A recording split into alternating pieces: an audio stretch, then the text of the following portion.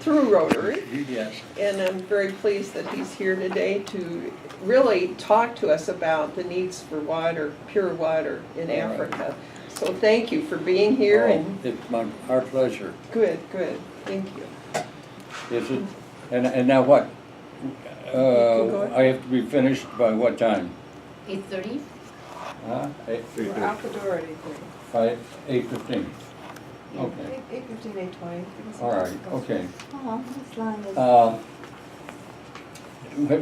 What I wanted to do, I'm not going to stand up, and if you all can hear me, that's fine. I've been working in the humanitarian grants, primarily providing water, and it happens to be in Nigeria. So we're kind of used to this. I was the I have my own 501c3.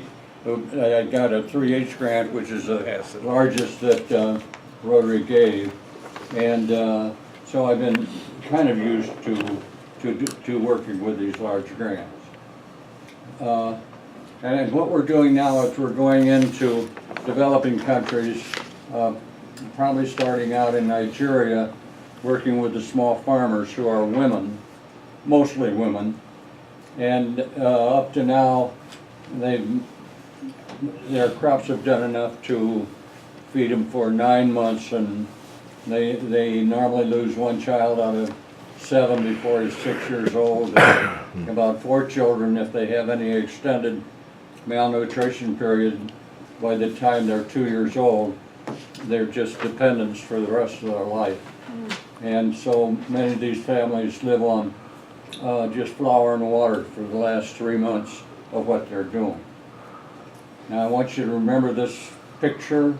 It's going to be very brief. This represents a farmer, and her child is starving, and of course she hasn't eaten either, and she's just really helpless on what to do. And they don't live in a place where they can go up and put the child upstairs and close the door or anything. So this is part of their life. Now, I'm collaborating with 1 Acre Fund.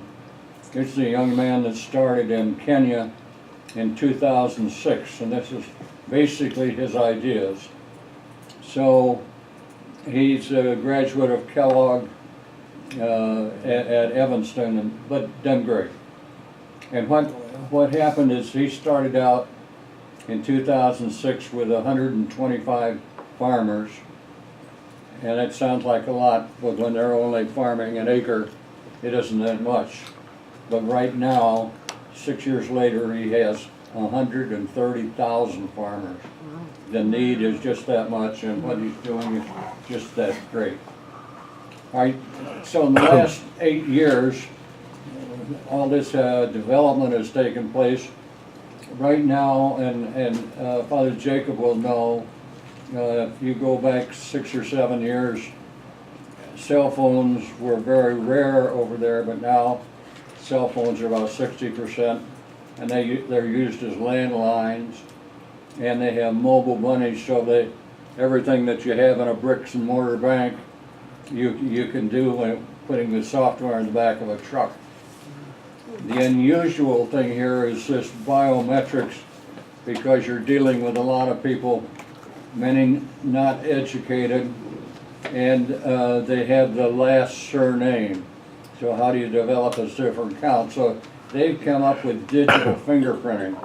So they can put a fingerprint on their cell phones, and they can identify themselves as an account.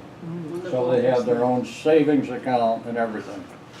Now the other big thing here of these 5 is these online accounts. It's a new way of teaching. When I started this, I thought we'd probably go